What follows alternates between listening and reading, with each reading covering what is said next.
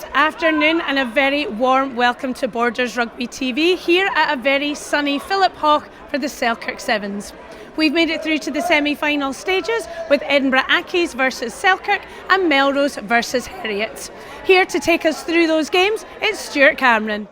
Edinburgh Accies have reached two finals in the Kings of the Sevens this campaign, but haven't been able to get over the line and lift a trophy. So with a pretty strong squad once again, it was no surprise to see them in the semi-final against Selkirk. And they got off to the best start with young speedster Rory Brogan rounding Lachlan Ferguson to open the Accies account. There's plenty of pace in the Selkirk squad with the likes of Callum Anderson, Ben Pickles and Blake Cullen, and the Suitors responded with a try from Cullen, and he was never going to be caught as he went in under the posts for a converted try to take the lead. Back came the City side with another try to regain the lead themselves, this time Connor Allen getting past Ben Pickles to cross for the score, and Accies taking that lead into half-time. After the break, Callum Anderson found some space and put Taylor Wilson in for a second Selkirk try in what was turning out to be a ding-dong battle. And it looked as if it was going to be nip and tuck to the end, but the pattern was broken when Selkirk scored again, this time Callum Anderson kicking ahead and following it up to touchdown and open up some daylight between the two sides.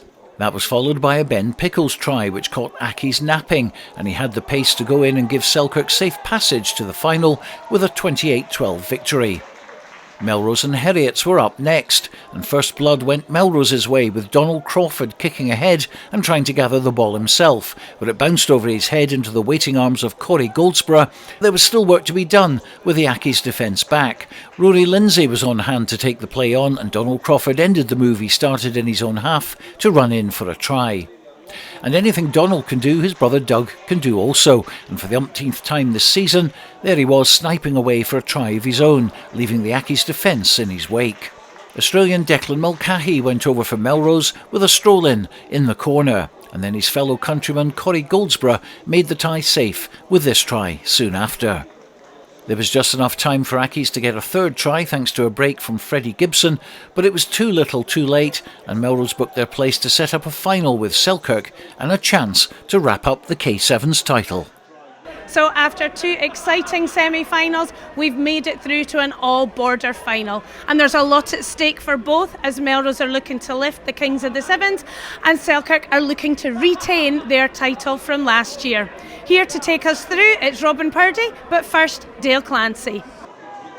It's going to be Selkirk to get us underway, and it's a right-footed kick downfield from right to left from Aaron McComb. The ball is left to bounce. It's dropped down into the feet of Selkirk, who are not able to get it aligned and kept in the field of play. Brodie Allen almost benefited from a misjudged ball in flight from Melrose, but as it stands, it's going to be a throw in to the line out for Melrose, deep inside their own 22.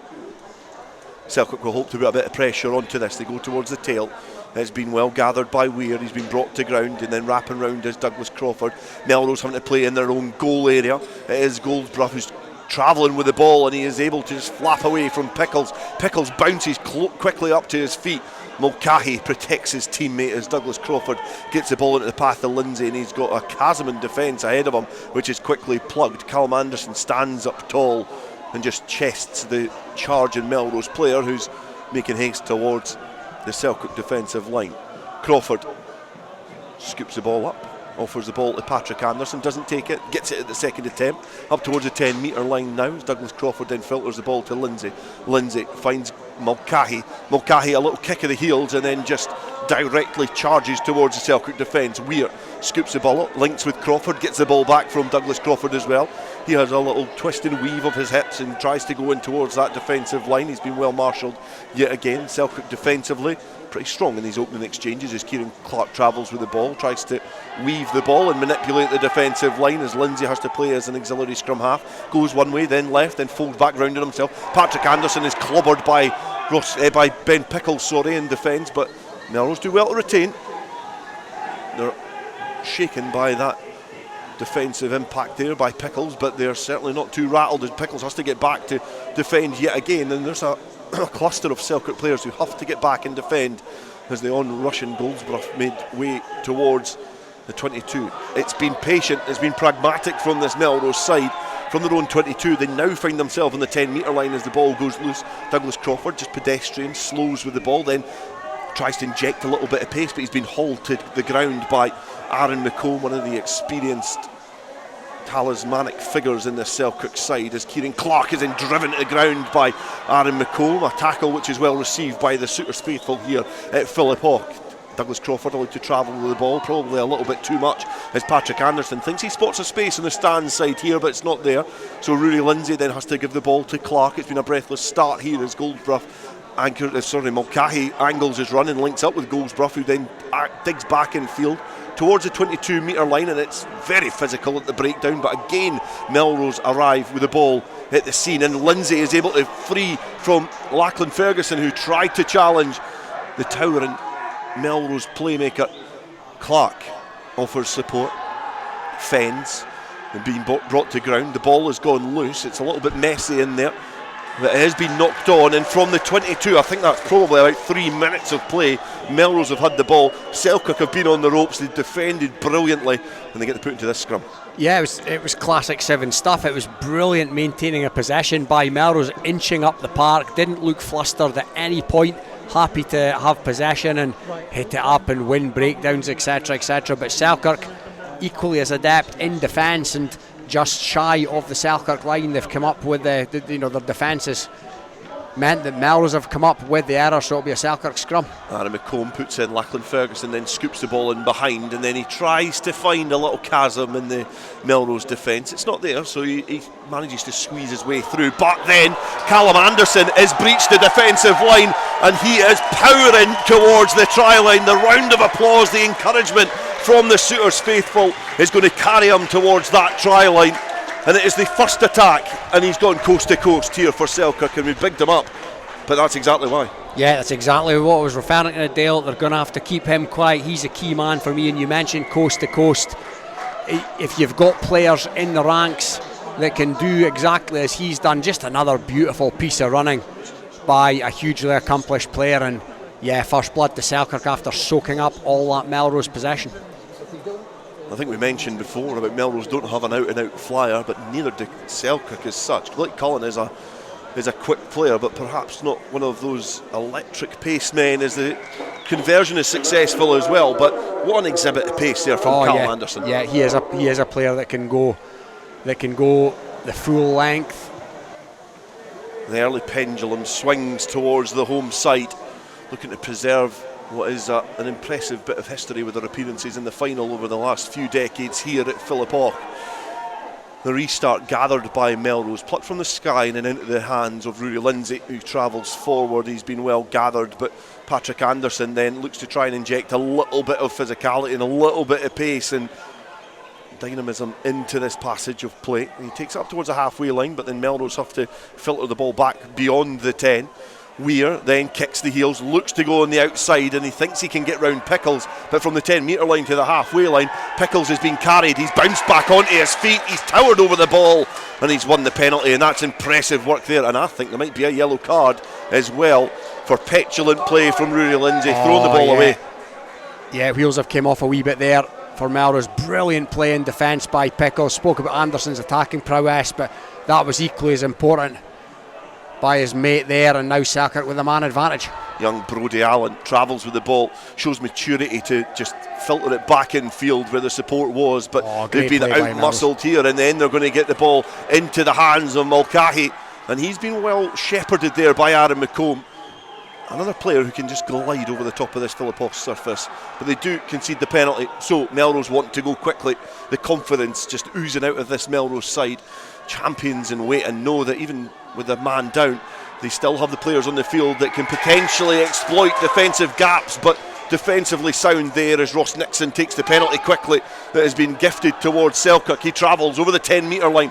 He's looking to try and get beyond Kieran Clark, perhaps an unorthodox palm off there from Ross Nixon, but he does well to get the ball back on his side. Allen, and then towards Blake Cullen, and now Melrose are almost down to 5 players, and he's splintered through. He's got through the defensive line, and he's going to be aiming towards the uprights. And Selkirk, again from deep inside their own territory, have been ruthless. Melrose down to 5 players, one in the bin and one in the turf. And Blake Cullen makes them pay. And just on the stroke of half time, from some quick play from Ross Nixon, the advantage goes towards Selkirk. It's now 12 points to 0 with a conversion to come. Blake Cullen with the pace, under the sticks, 14-0, and this is a test of Melrose resolve now. We've spoken so often about their guts and their dog and how they just find a way to win, but they've got 7 minutes to claw this one back. And I think Goldsborough perhaps is going to be withdrawn, and Melrose are going to start the second half with a replacement, and it's a good one at that. Donald Crawford coming on for Goldsborough. Yeah, they're still down to 6 players, but Kieran Clark gets the second half underway. Mulcahy almost underneath that, just is able to fumble it out the hands of Anderson, and then Aaron McComb is trying to get the shirt over the head of the Melrose player on the ground, Patrick Anderson, but the Celtic do well just to shepherd Melrose off the pitch.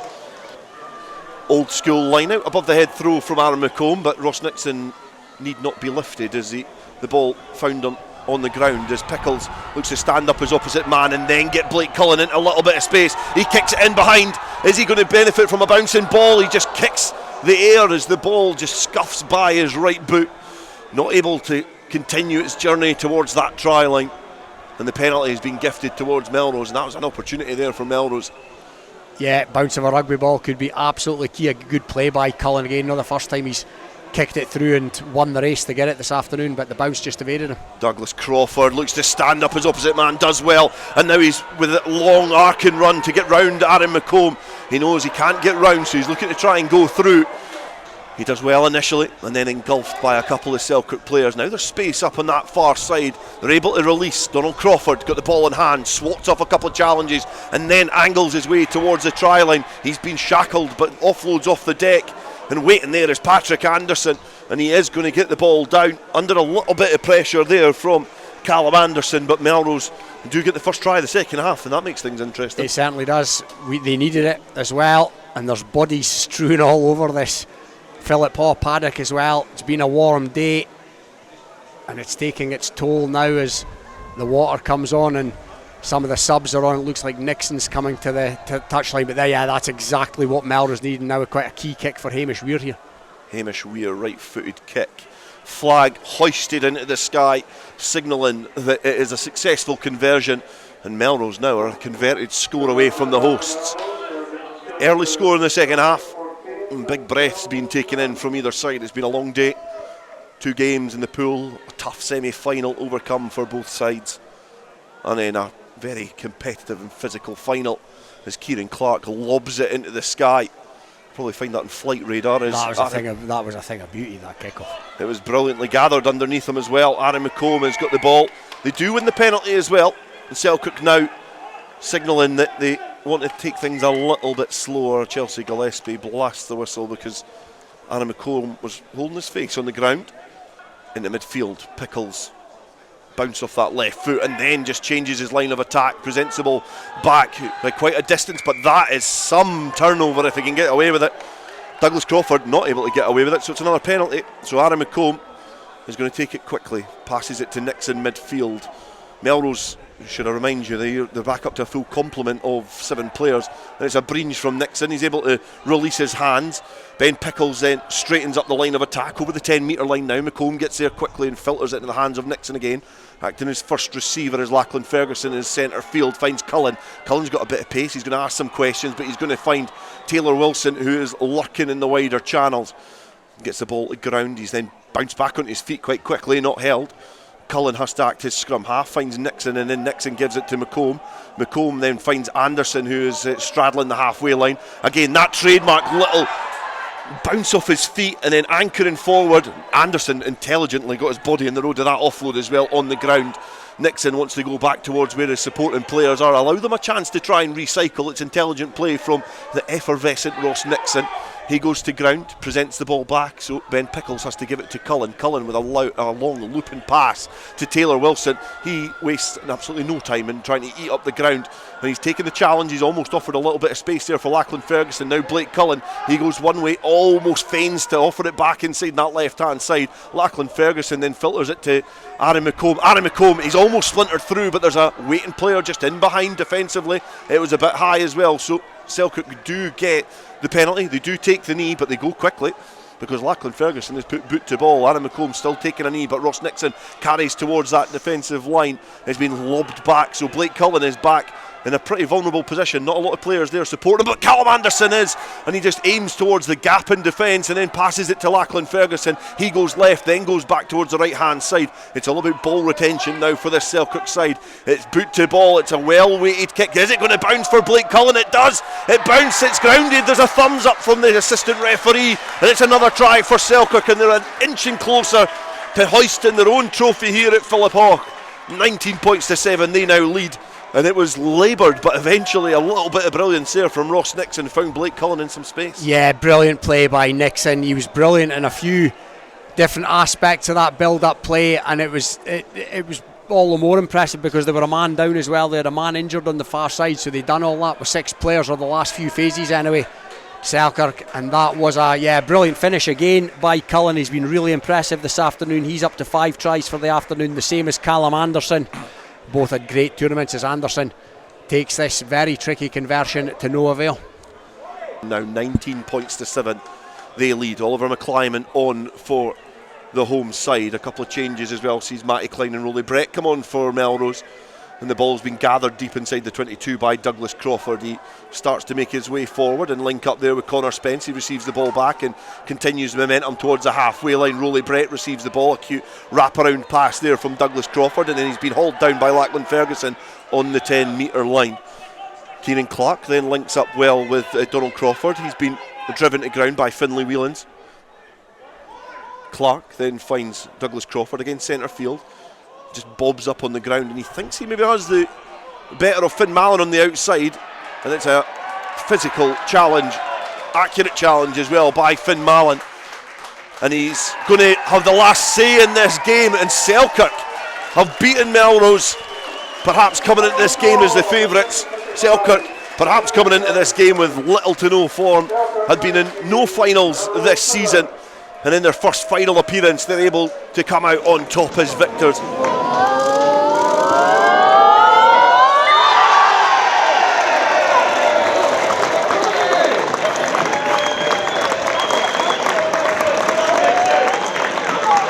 Can I just say that this is